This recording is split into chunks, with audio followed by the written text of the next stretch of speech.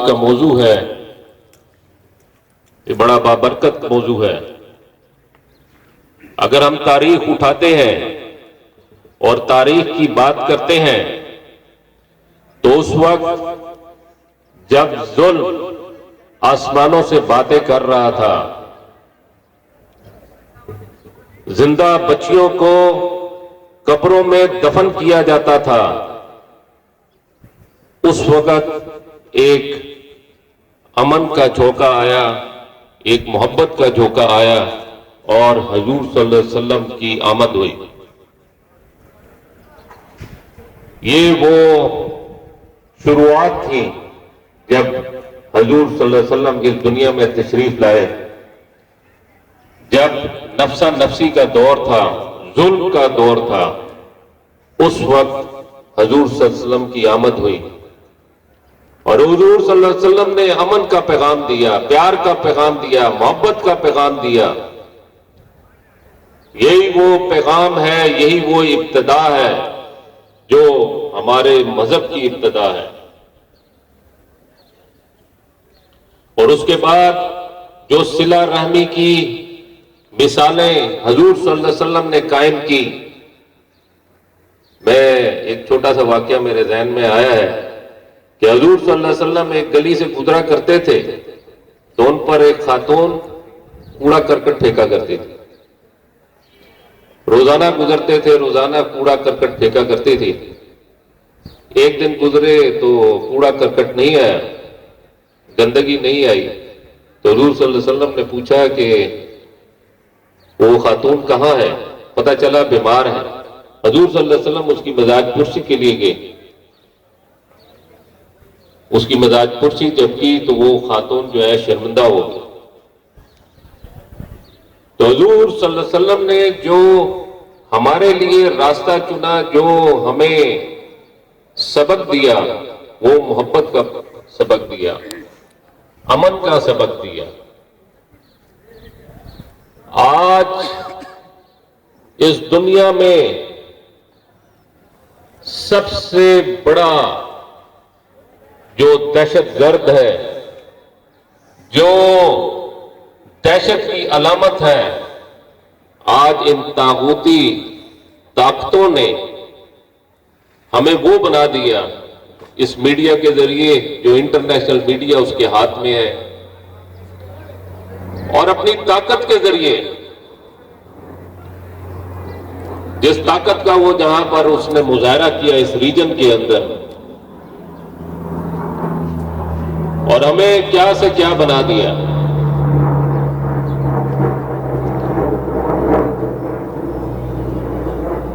आज हमारे रीजन पे इस वक्त जो उनकी दिलचस्पियां शुरू हुई हैं, वो दिलचस्पियां क्या हैं? वो यही दिलचस्पियां हैं कि उनको यहां के रिसोर्सेज पर कब्जा करना है, यहां के अमन व अमन को तय-ओ-बाला करना है।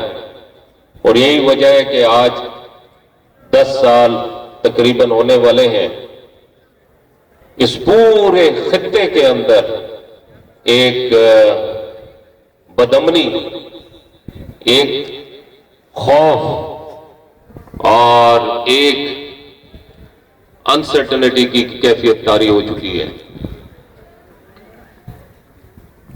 जब से उनकी दिलचस्पी इस रीजन में बढ़ी तो आपने देखा पाकिस्तान के हालात कैसे हैं, अफगानिस्तान के हालात क्या हैं, बाकी इलाकों के क्या हालात हैं।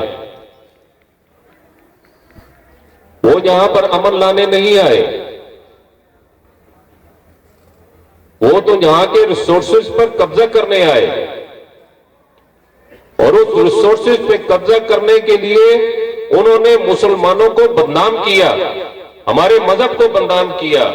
और आज दाढ़ी रखने वाला या एक ऐसा शख्स जो अपने मजहब के ऊपर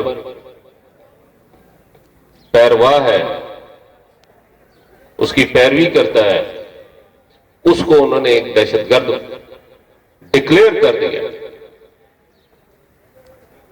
मैं समझता हूं कि हमें इस वक्त बड़ी बुर्दबारी का सबूत देने की जरूरत है और हमें कोशिश करनी होगी कि हमारा ये मुल्क, जो हमारे बुजुर्गों ने जब इस मुल्क को बनाया था या बनाने के लिए सोचा था, तो उनके जहन के अंदर एक बड़ा ही खुशहाल, बड़ा ही मजबूत, बड़ा ही ताकतवर एक मुसलमान मुल्क था। क्योंकि ये मुल्क कलमे के नाम पर बना है, मजहब के नाम पर बना है, कि जहां पर उनकी आने वाली नस्लें, ये एक अच्छी जिंदगी गुजारे, खुशहाल जिंदगी गुजारे।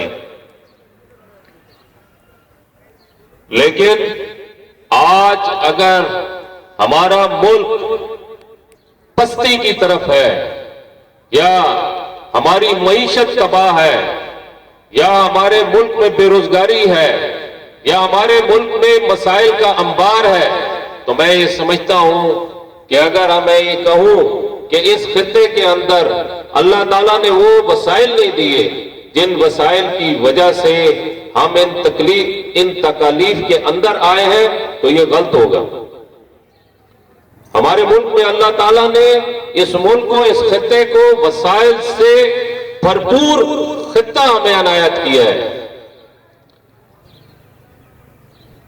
हमारे पास अल्लाह ताला ने वसाइल की भरमार की, लेकिन आज हम कसमा कुर्सी की हालत में हैं, हम मुश्किलात में हैं, हमारे बच्चों का कोई मुस्तकबिल नहीं है। इस यूनिवर्सिटी में पढ़ने वाले हजारों तलबा का कोई मुस्तकबिल यकीनी नहीं है। हर आदमी ये सोचता है कि मैं मास्टर्स करके, पीएचडी करके, ग्रेजुएशन करके उसके बाद मैं क्या करूंगा। हम वो मिसालें आज देख रहे हैं। और ये क्यों है? ये इस वजह से नहीं है कि हमारे मुल्क में वो वसाइल नहीं है। हमारे मुल्क में वसाइल है। हमारे मुल्क में अगर कमी है तो सिर्फ एक चीज की कमी है, और वो कमी है ऐसी लीडरशिप जो सही फैसले करे, और ऐसी लीडरशिप जिसके सामने अपनी कौम हो, अपना मुल्क हो। लेकिन हमारी लीडरशिप जिसने हमेशा फैसले किए अपने लिए, अपनी जात के लिए, अपनी आने वाली नस्लों के लिए, और हमारी इस नस्ल को तबाह बर्बाद कर दिया। उसने ऐसे फैसले किए। आज करप्शन जो है वो अरूज के ऊपर है। हमारे पास रिसोर्सेज हैं, लेकिन हम हर चीज की शॉर्टेज का शिकार हैं। बिजली हमारे पास नहीं है, गैस हमारे पास नहीं है, मुख्तलिफ जो जरूरियात जिंदगी की चीजें हैं वो हमारे पास नहीं है। एजुकेशन की बात करते हैं तो एजुकेशन भी हमारे पास वो नहीं है जो होनी चाहिए। तो मैं समझता हूं कि हमें सही फैसलों की जरूरत है।